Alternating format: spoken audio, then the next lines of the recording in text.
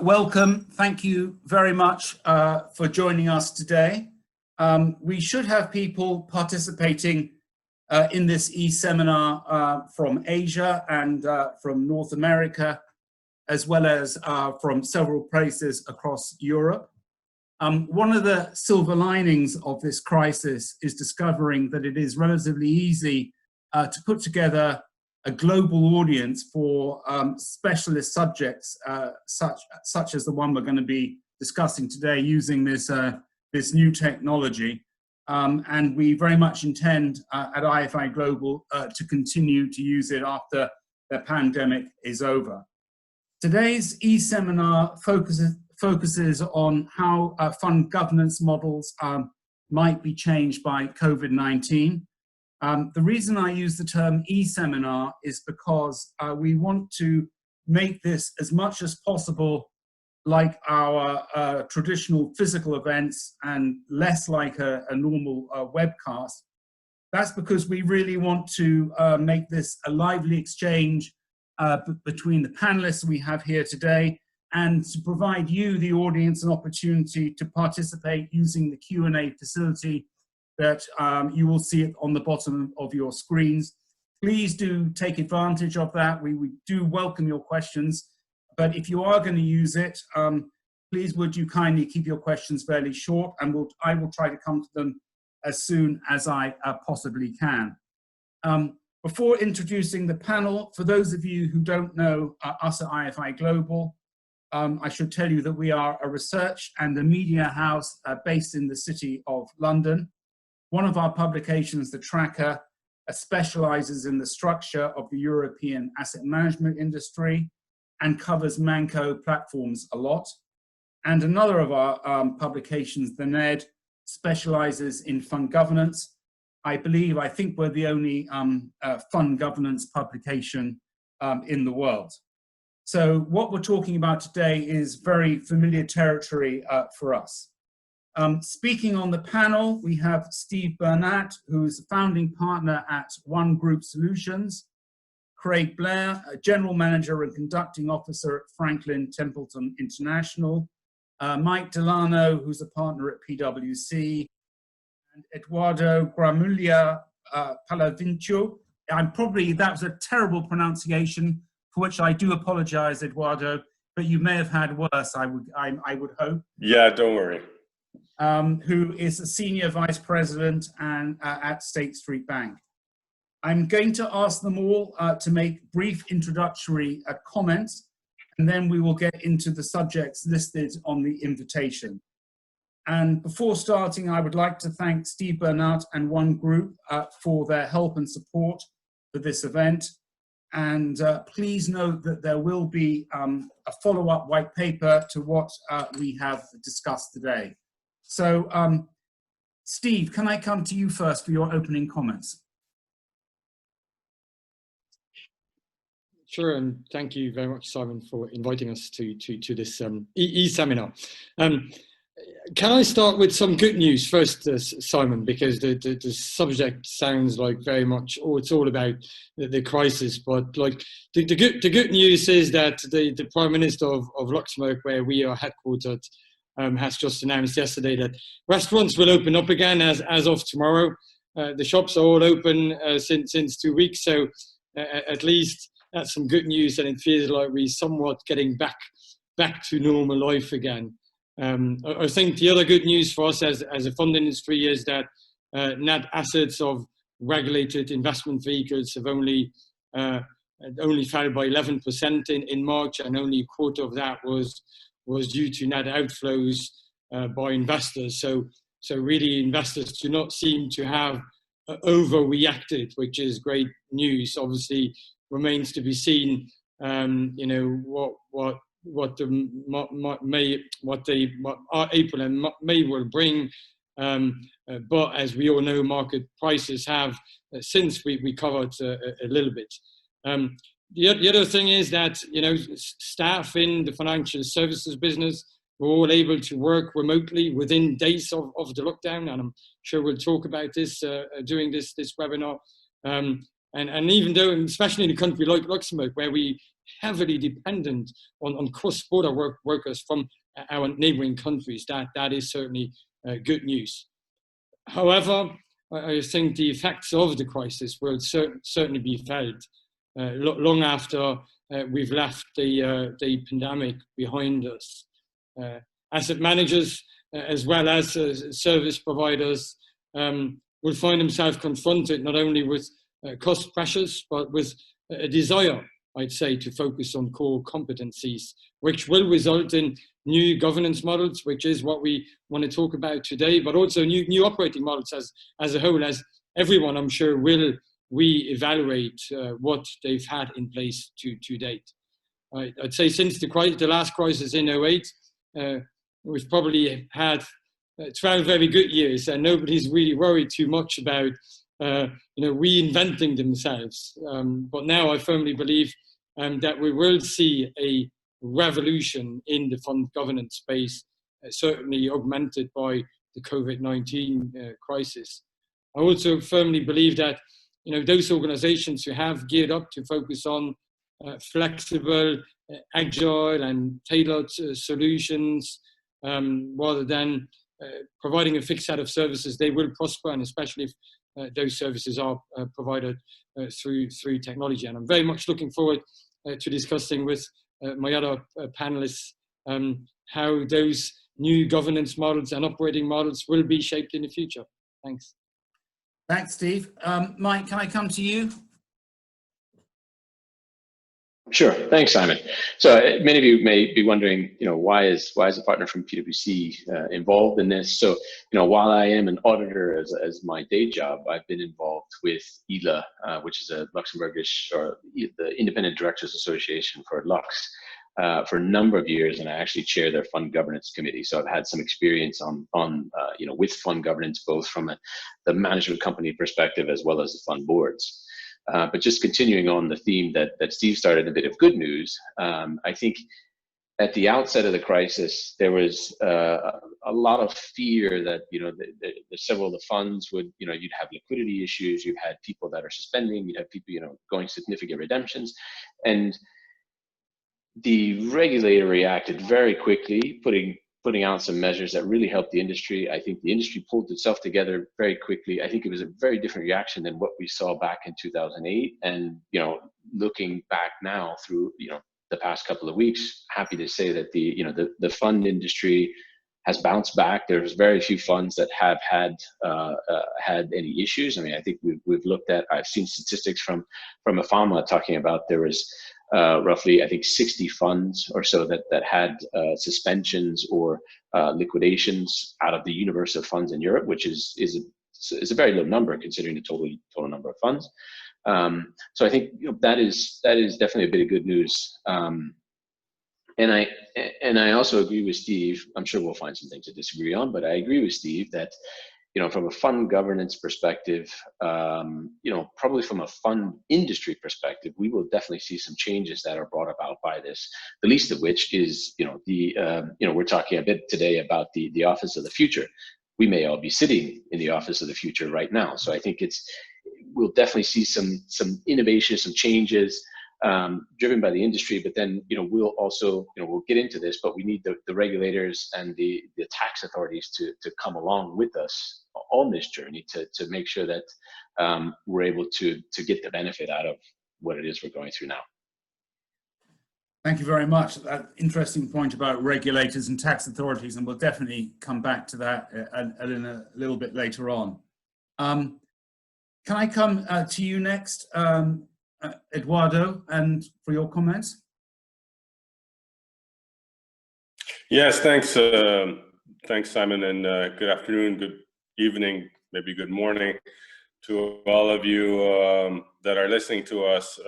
Very, very happy to be here. So I think it always, at this point, and probably Craig is going to have even a more difficult time in trying to find something new to say. So what is this?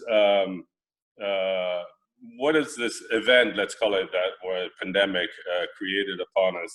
As Steve and Mike were saying, clearly we've had all to act with a real sense of urgency around keeping our staff healthy, deploying work from home, and at the same time, ensuring the same levels of governance and control that we had.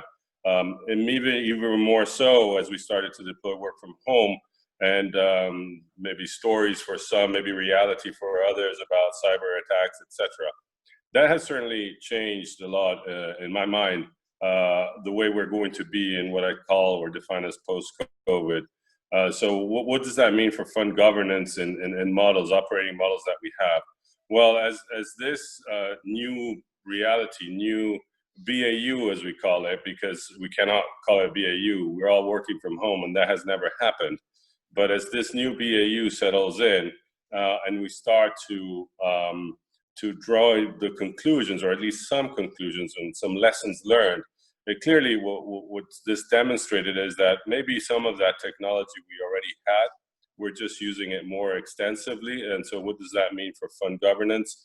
Well, certainly that board meetings, general meetings, etc., can be done through WebEx, through Zoom, through technology, using maybe or introducing new technology platforms as it relates, for example, for general meetings.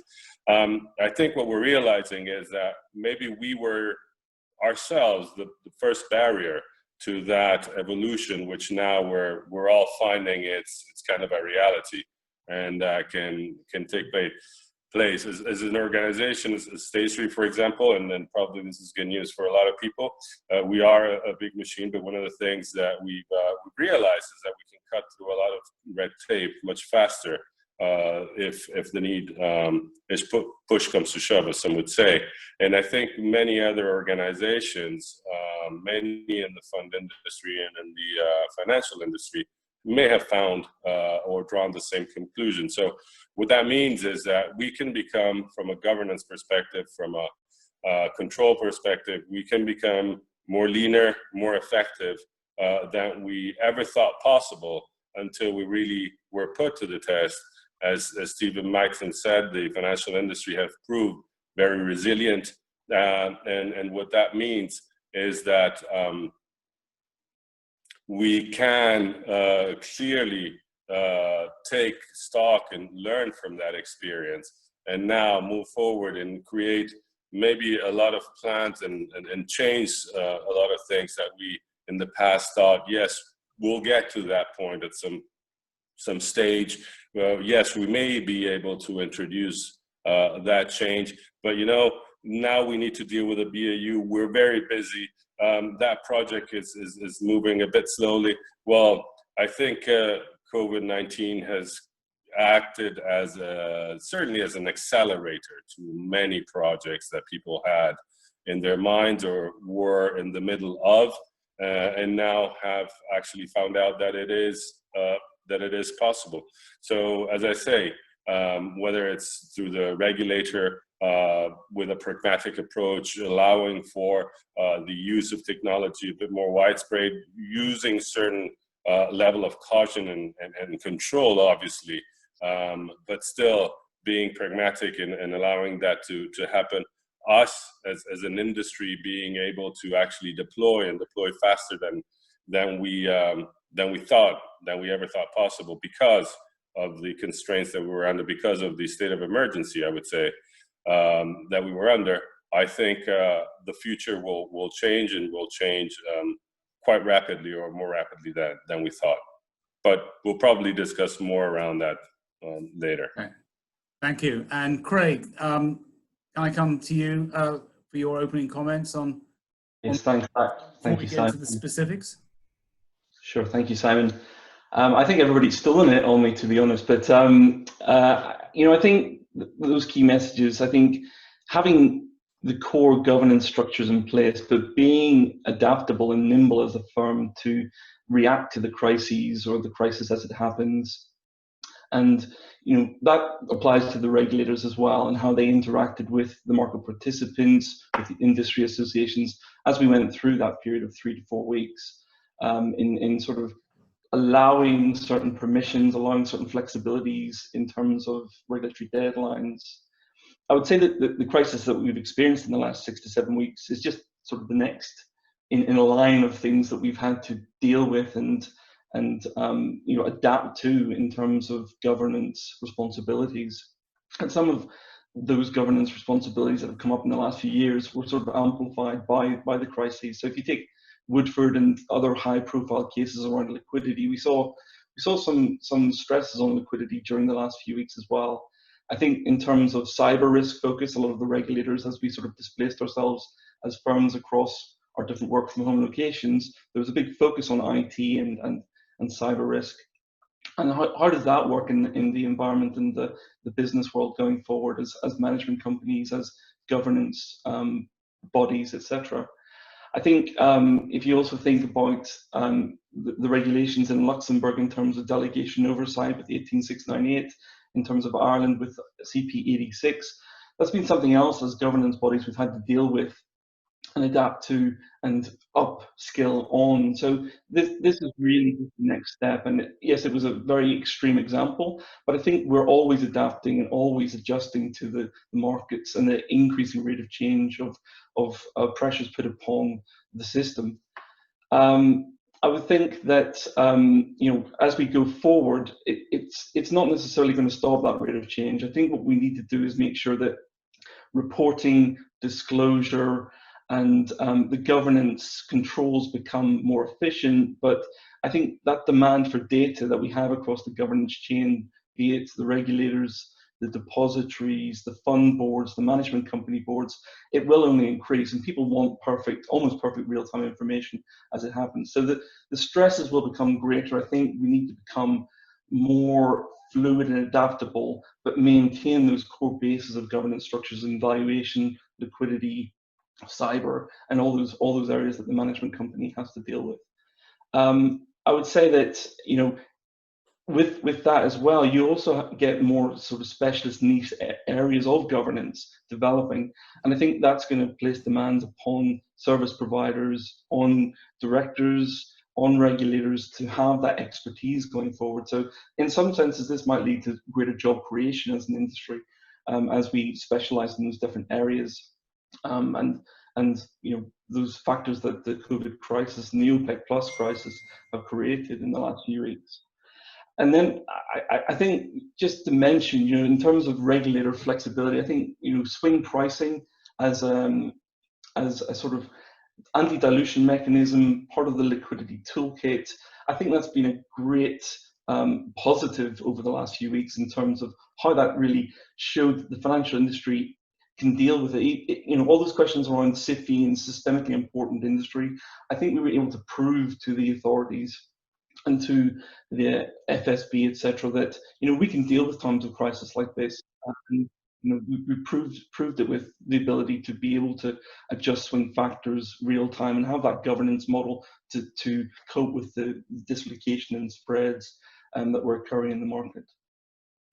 Thank you for that. And now we're going to get into the various specific subjects. And we're going to start by looking at whether or not the crisis might affect how much, or the balance, I guess, between using an in-sourced Manco model and or outsourcing it to a third-party provider of Manco platforms. Craig, can I come straight back to you? So you run at Franklin Templeton in Luxembourg, your own Manco, so you're a standalone Manco. What does this mean for you and other, I'm sure you're frequently in touch with many other managers in the same space as you are, running your own Manco in Luxembourg and as well others in Dublin or wherever else they may be. Do you think there will be an alteration to the calculation on that? Holistically, I don't think so for the big players in the market. I think what you might find is depending on the size of the asset manager or where they are in terms of, are they have they had maturity in the market? Do they have infrastructure already there, or are they coming in as a new entrant? I think that's maybe the dependencies and the determination around this. For some of the more established players, I think maybe it's not about the core management company and governance responsibilities, but maybe it's about supporting an ancillary services that we might think about outsourcing going forward, given the sort of demands on reporting from regulators, from clients that's coming down the pipeline in terms of liquidity, governance requirements, etc. I think those kind of services are probably where we might focus. But I think for someone established like a Franklin Templeton or peers in the market, I think there's always that concept of being the principal delegate, having your brand reputation in place, and so I think there's a long way to go before we would ever consider outsourcing that. But yeah, I guess if you're a medium to small size firm, then margin pressures come in. I think you need to think about the trade-off between having a whole substance in Luxembourg or in the country domicile versus contracting with a third-party management company. And if you're a new entrant to markets, you've got considerations like cost of setup, regulator expectations around minimum substance to put in place, the time to market. So maybe it makes more sense in that context, and especially in the extreme of the COVID scenario where market valuations have come down, revenues are going to decline in proportion, then maybe it's more of a realistic proposition in that sort of space. But I think from where we are as sort of mature management company passporting our services across fund domiciles in Europe, with 90 to 100 billion in assets under management, I think we don't see ourselves changing, but I can see the landscape changing in certain respects. Thank you. And Steve, one was set up very recently, and probably the last thing in your mind when you were doing your business plan was something called COVID-19. When you were putting that together, perhaps you could just spend a second telling us when one actually launched and how this impacts you as a third-party provider of Manco hosting platform solutions. You're certainly right. We didn't necessarily have COVID-19 in our business plan when we were working on that in 2018. We've launched early 2019, so luckily we had a few months ahead of the crisis to get everything in place in terms of the team, the technology, and everything else.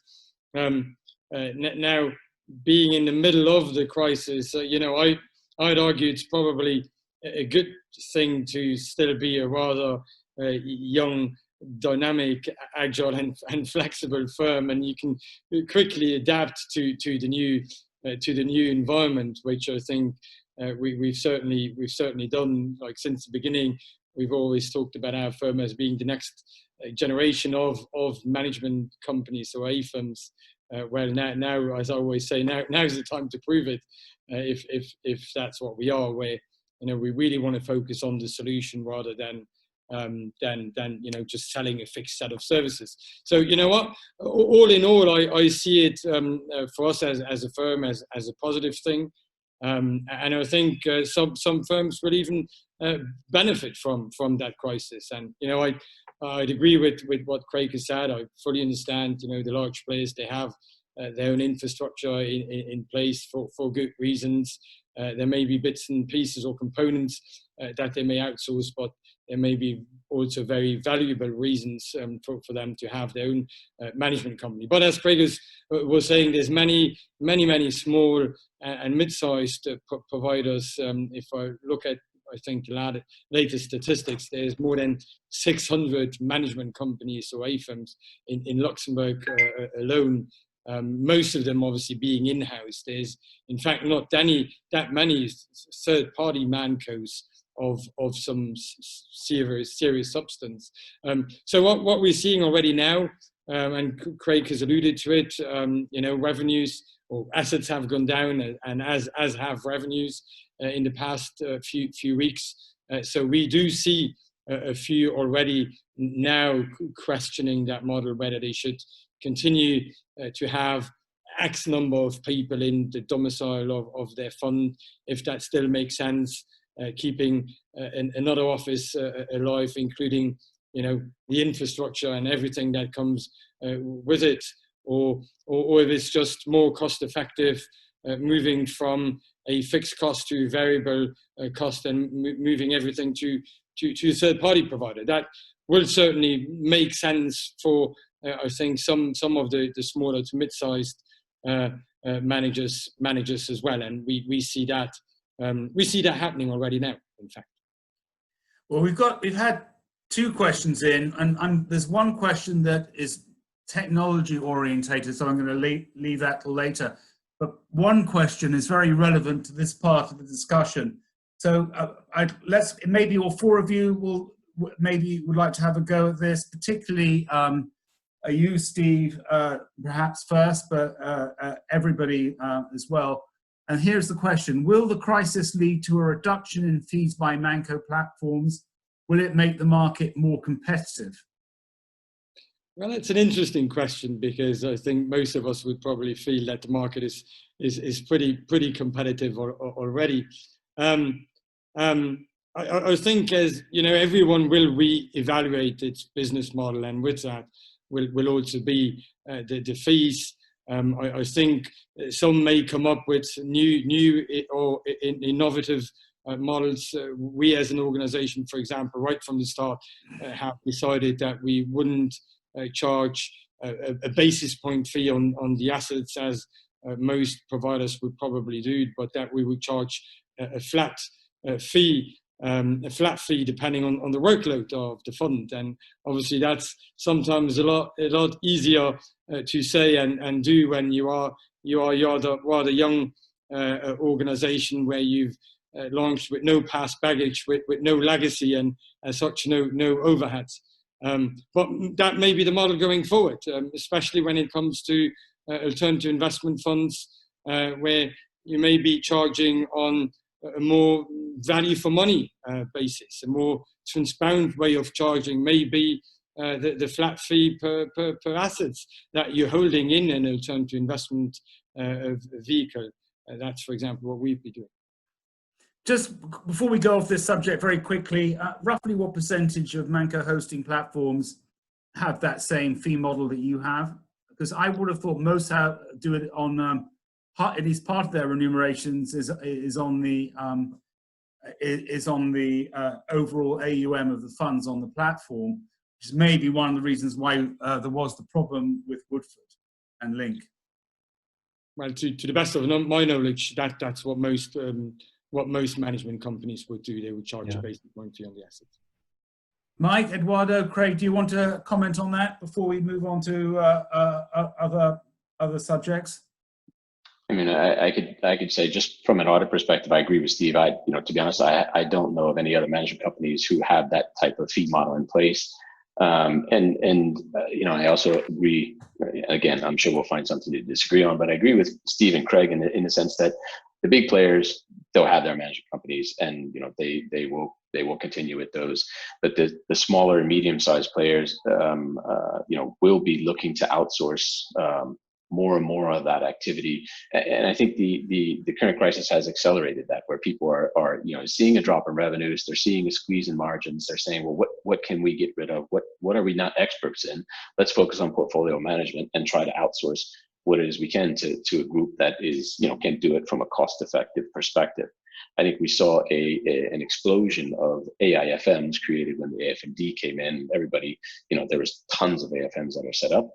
And I think a lot of them now will be looking back and questioning their models, to be honest. Okay.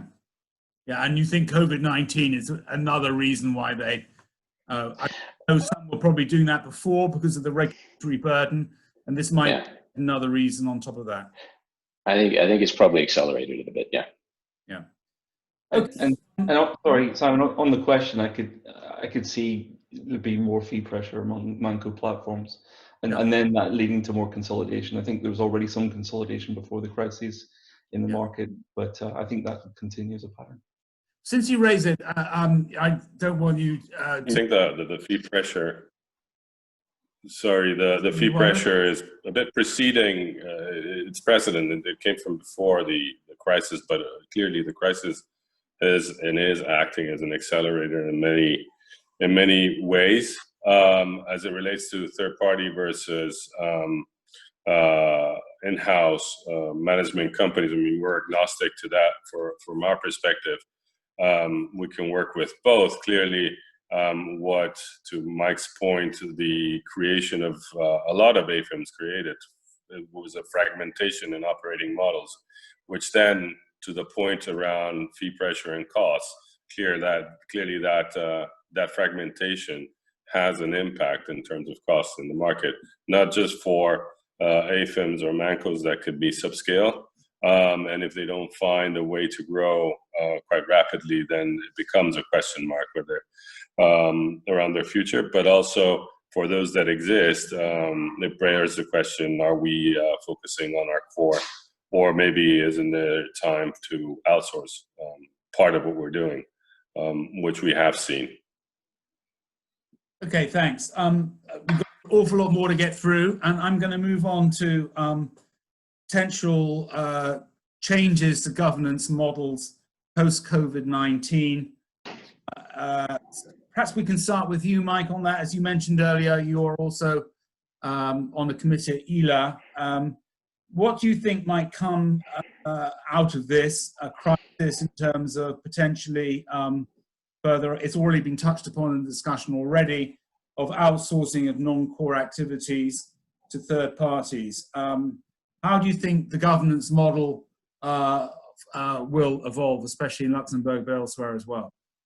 Yeah, I mean, I think from a governance model perspective, boards will need to take a look and see how they've operated throughout the crisis, and how did their different service providers operate as well. I mean, I've talked to many of our clients who said, from their BCP plans, they didn't even put them into operation because they didn't take into consideration the fact that one day to the next, everybody would be at home. Everybody is working remotely. So, I think that boards will definitely need to rethink that. Now board meetings are all done virtually, regardless. I mean, similar to this seminar we're having today, we're all connected. It all works. I think that, it's not the technology isn't new. I just think that we didn't have to adapt to it, and now here we are. I think that this will also have an impact on governance models. There are some things that will need to be taken into consideration as well as we're going through these different changes. Is, while the regulator has relaxed what they could in terms of having virtual meetings, virtual AGMs, etc., you can't forget the tax administration. I think we'll talk a little bit about this as well, because there could be different issues from a permanent establishment perspective, where where you're chairing board meetings, or potentially even from an employee perspective of where for us with PwC, we have 3,000 people that work in Luxembourg. Eduardo has a ton of people, and a lot of those are cross-border workers. So how are we dealing with the tax issues of those cross-border workers? So I think boards will have to take that into consideration. Employee safety was something that was always there, was always in the back of their minds, but now it's certainly front of mind of how we're dealing with that. Data confidentiality, cybersecurity. There's been a huge increase in cybersecurity attacks, so I think that will cause a change in the way that the focus of boards of what it is they're dealing with, and certainly the questions that they're raising to their key service providers and key counterparties is how are they dealing with these types of things. Yeah, this is an absolutely hugely important topic, especially where you are in Luxembourg, because of the fact that so many people work in Belgium or Germany or France, etc. But it affects everyone everywhere. You say boards will have to take this into consideration, but here's the million-dollar question, and I don't know if this has been discussed in any other e-event like this before, but certainly it's worth raising now, is will the tax authorities put into consideration? The regulators have allowed certain exceptional things to happen, but I don't know how coordinated that's been with tax authorities. And before, I would like all the panel to answer, if you wouldn't mind. The danger is, just to be a bit controversial, that when we come out of this crisis, every single government in the world is going to have enormous deficits. They're going to be desperate to get their hands on tax revenue. The fund industry may look like fair game. And it may be something everyone who's watching this webcast, the ones participating on the panel, this is something I don't think we've really thought through as an industry yet, this extreme emergency situation, what tax implications that it could have. Anyone want to pitch in on that? Yeah, sure. I mean, I can kick off, and then others can chime in. Obviously, I think to put a bit more context here or perspective, the issue around cross-border employees and cross-border working force that Luxembourg has is not a unique problem to the financial industry. Obviously, and maybe problem is actually not the right word, or feature of the financial industry. There's other industries as well. If you take the healthcare industry, one of the concerns at the beginning of the pandemic was 70% of the workforce in the healthcare system of Luxembourg comes from across the borders. So this issue around working from home, clearly, because it has worked, working from home has worked so well in the financial industry, and we are considering employing more of it, or adapting our way of, or our, maybe goes into the next topic, so I'm not going to go too much there. The office of the future might entail increasing the occupancy rates in the offices because of the work from home. Clearly, it is it has a large bearing in our industry. There is, although it's true to say that it is being handled from a Luxembourg perspective, the issue around cross-border workers and tax implications, etc., is being raised by the Union of the Luxembourg Employers as a general issue to tackle, in the way that obviously we want to give better conditions and better work-life balances to our employees, not just in the financial industry, but also in other industries. And so finding a solution to that constraint would be important, would be helpful. It clearly is not the only constraint in our industry. Then in specific, we go into, obviously we perform a lot of regulated functions, banks, but also the PSFs, our colleagues on the phone, have licenses and are supervised by the Luxembourg regulator, and having a certain workforce population outside of Luxembourg would entail that they might need to get licenses and be supervised also across the borders, etc. So that's an additional complexity for our specific industry. But I think in general, if you look across all of Luxembourg industries, the working from home has been a necessity for most, and what it's brought to employers and employees is something that can be and probably should be leveraged post-COVID. And so I think we're all working with the authorities, both here in Luxembourg, and we'll see how we can work with authorities across the border to make sure that there is a pragmatic approach beyond the already pragmatic approach that there was when the state of emergency was declared in Luxembourg and across the border, to ensure that certain regulations could be waived or put on the side for now until the pandemic was over and everybody was in good health. Okay. Does anybody else want to comment on that, the fiscal issue? The other thing we want to talk about before we quickly move on, several references to the Office of the Future already, is any more potential changes to the outsourcing of core versus non-core activities as a result of what's happened, or do you think that will be not necessarily affected by the crisis? Quickly, I mean, Steve, go on. If I can kick off, yeah. Look, I think fact is that over the past few decades, we've always seen when there was a crisis, it has kicked off a new wave of outsourcing as existing operating models are being re-evaluated and challenged, and probably for the right reasons. And that will certainly mean for some that they will focus on core, outsource non-core activities to specialist providers, be just to reduce cost, or be just just to focus on what they're good at and what they want to invest in. Right. Okay, perhaps we should move on because by the way, as we've been chatting, we've been getting more questions in, and let's move on to the Office of the Future. And perhaps I could come to you, Craig, on this one. There's a question that's come in right on this particular topic, and I'm going to read it out. And again, everybody else, please come in if you'd like to. And here's the question. How are the panelists seeing firms managing staff in the working from home arrangements, especially the challenges of managing underperformance or maintaining team spirit? Is that at all an issue at Franklin Templeton? Do you have quizzes and stuff like that in for your? Yes, we do. To keep the spirit up.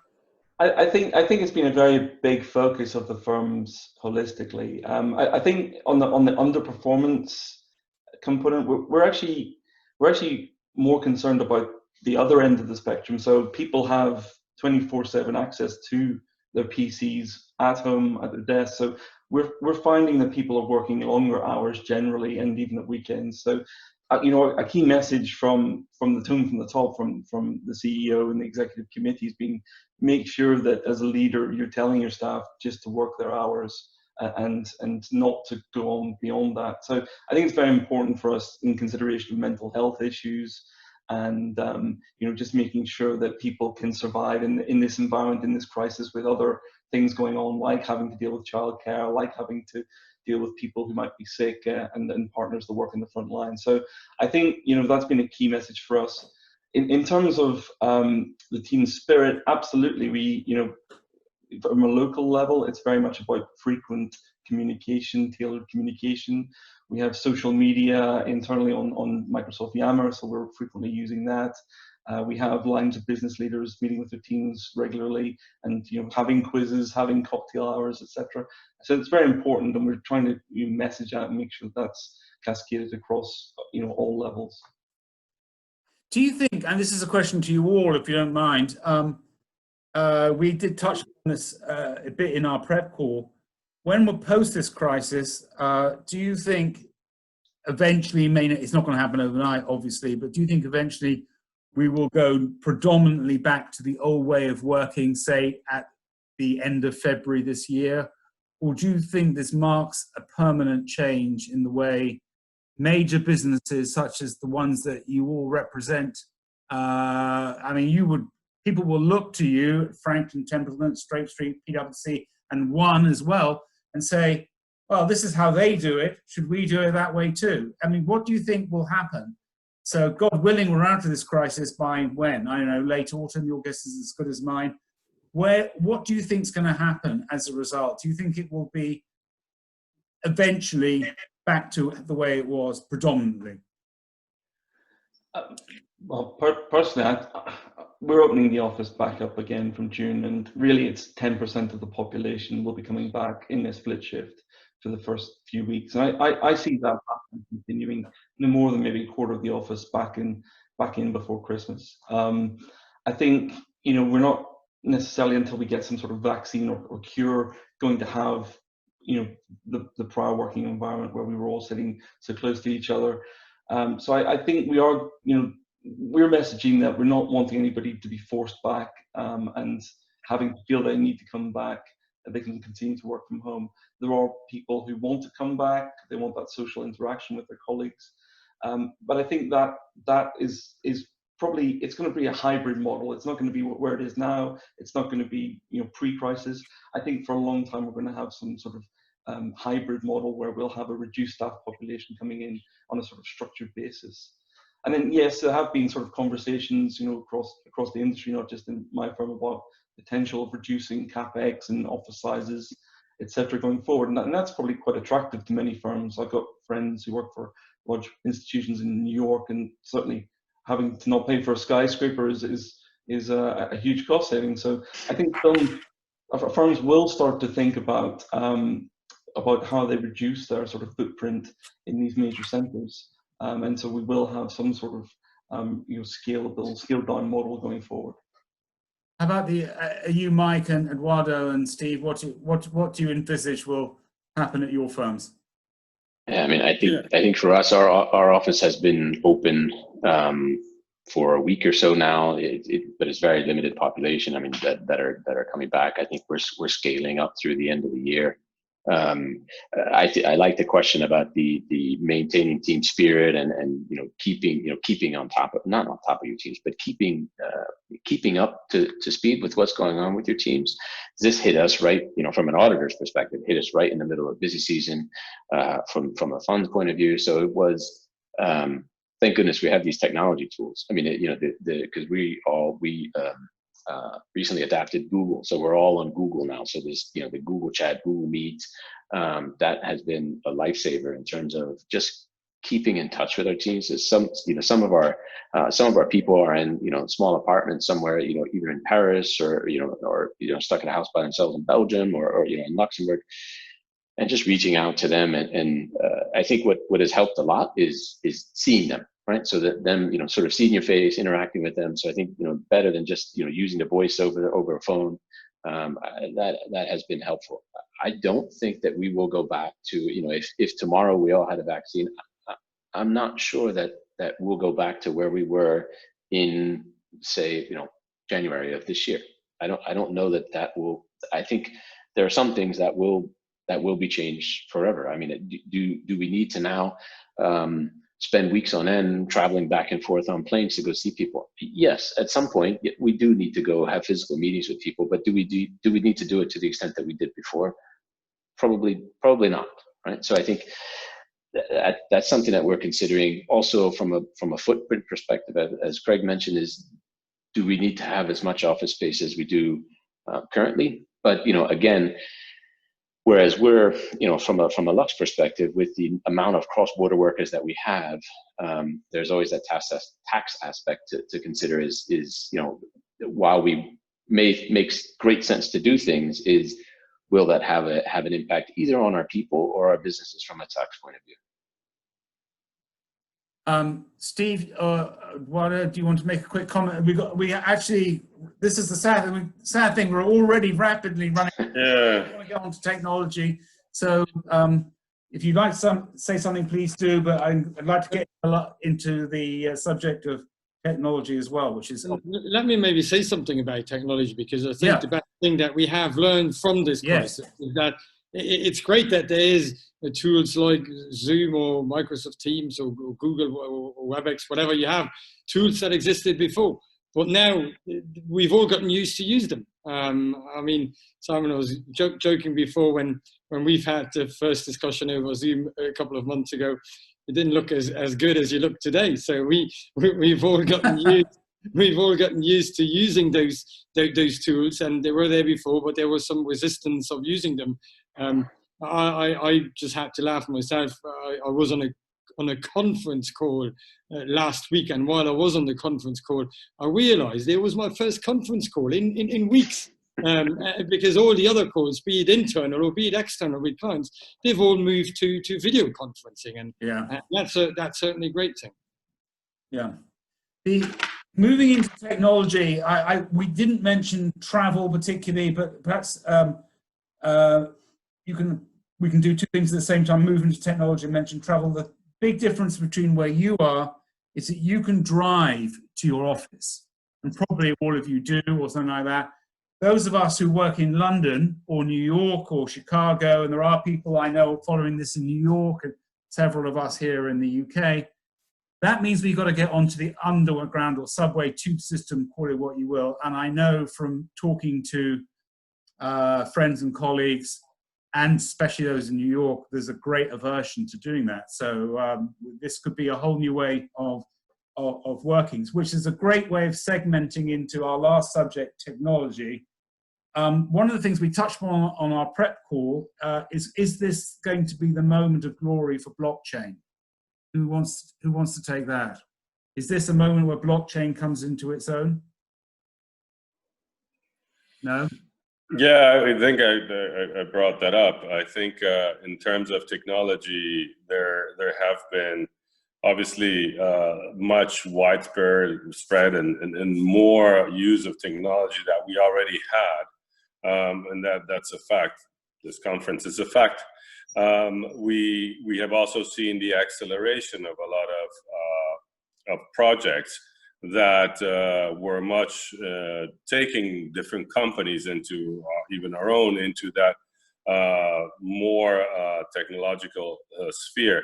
I think what we hear is the wider use of distributed ledger technology and the adoption of it in other aspects or areas of our different tasks and the different work that we do in order to accelerate, automate, digitize that part of the of our production chain, if you will. That, I think, in my view now, that's going to be the test for something that we've been talking about for many years now as the game changer in our industry. But where we have seen only few examples of it being adopted. Not that it doesn't work, it's just maybe now it's the moment of truth for distributed ledger technology and for other digitization of our business, of our work, the use of cryptocurrencies, etc. Maybe now we'll see the actual test of this as not only we stay at home and work because of the circumstances that we're in, but as you were saying before, because the future may lie on that, be it working from home in a larger percentage or in larger part that we haven't been doing up until now. We've seen it works. But then what does that mean to the rest of what we do, to everything else, to our manufacturing processes, to our production processes, to our operations?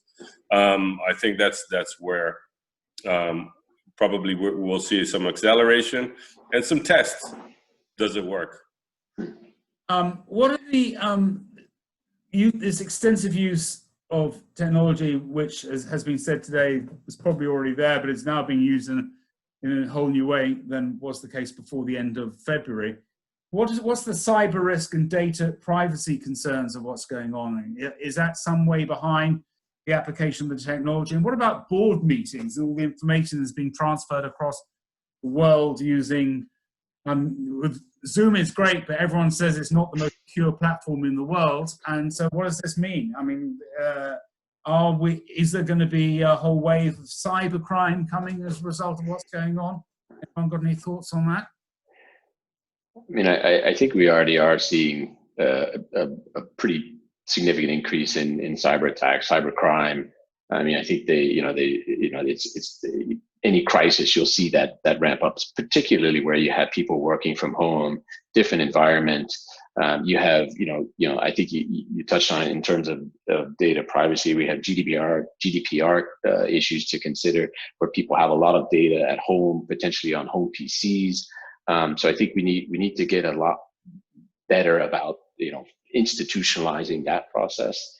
But I think from a cyber perspective, yeah, that's something that boards I've been talking to boards about for a number of years now, where, even today I'll see, I'm on an email distribution chain where I see, the board pack getting sent through to directors' Gmail accounts, right? So is that the most secure way of seeing that information be provided through, a non-corporate Gmail account?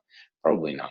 By and large, most directors are getting their information through platforms, so I think they're looking at that. But I think it's something that as we're sort of in a new type of working environment, boards will need to challenge to make sure that there is a robust cyber, I can't say protection, cybersecurity plan in place to minimize the risks.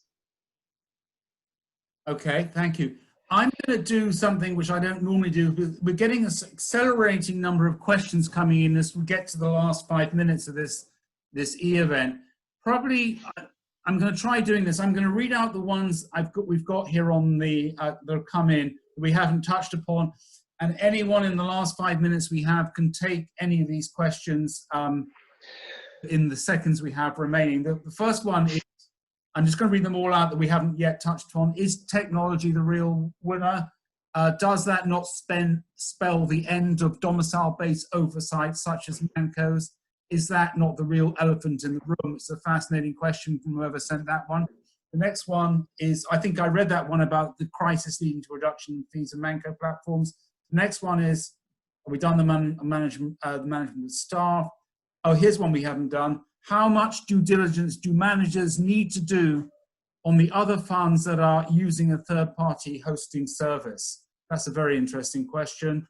And are you better off going with a platform provider that is part of a larger group or standalone?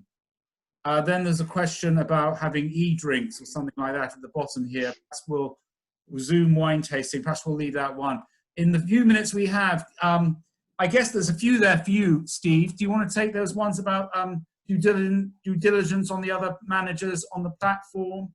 And are you better off using a provider that does other things that's a big global name, perhaps, or a standalone service? What would you say to that?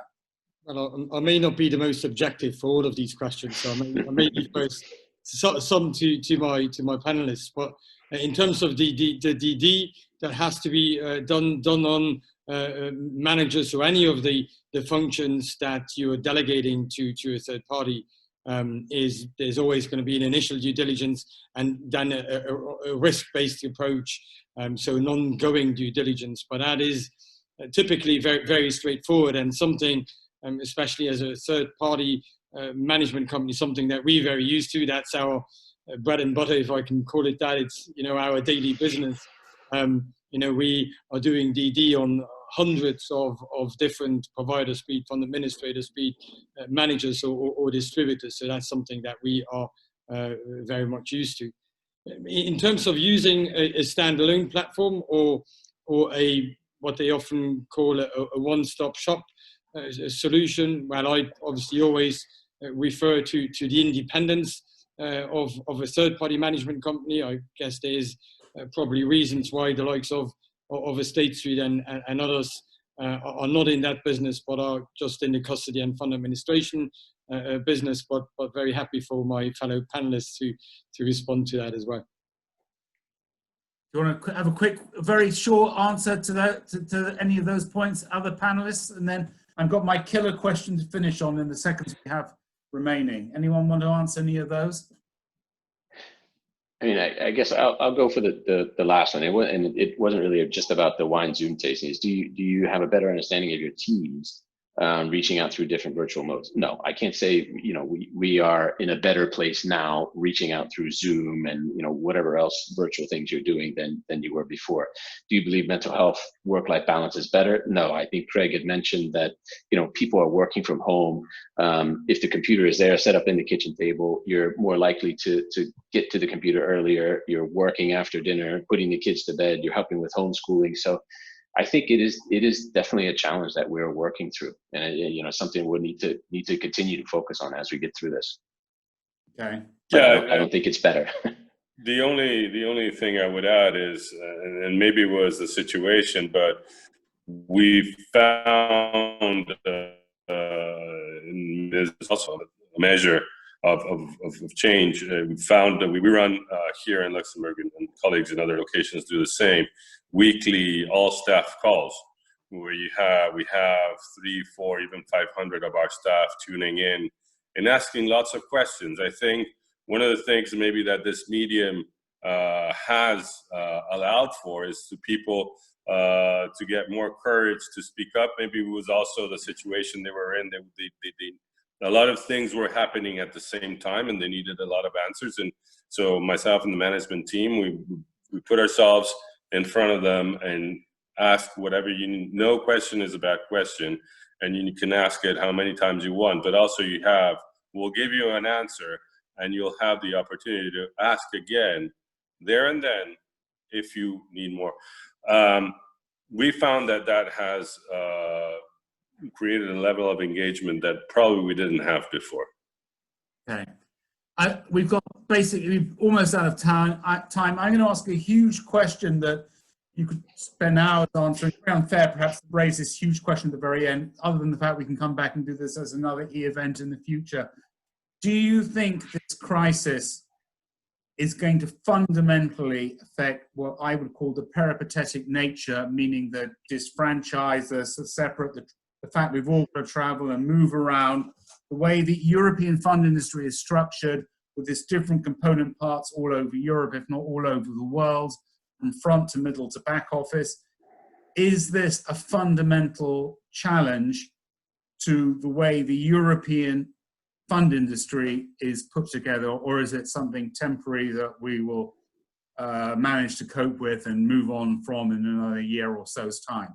Very short answer, because we're already out of time. Let's just go down the panel. Mike, do you want to give that a go, and then I'll ask you all the same question? Very short answer, no. I don't think it's going to be a fundamental change to the industry. I think it will change the way that we are doing things, but I don't think it'll be a fundamental change. Okay, thank you. Craig? I agree. I think it'll be very difficult to change your regulators, national governments, and their sort of specialist markets and how they oversee them. So I think it'll be very difficult to change that. Eduardo, do you want to? I would echo that. I'd say no. I'm a glass half full, I'd say, and I want to believe that it will actually improve. I think it has forced us to into new worlds, into new areas that we didn't think we could go into, and it has forced us to see that it can happen and it can be used positively to improve it. Thank you. And last word with you, Steve. What do you think? Operating models will change through the use of next generation technology, and that's a good thing. Thank you all. Thank you to Mike, to Craig, to Stephen, and to Eduardo. And thank you all of those who've been following this from whether you're in Asia, Europe, or the States. And for those of you who have sent in questions, as I said at the beginning, we are going to follow this up with a white paper. And let's keep the conversation going. Thank you all. Have a good rest of the afternoon, morning, evening, wherever you may be in the world. Goodbye, everybody. Bye-bye. Thank you. Thank you. Thank you. Bye.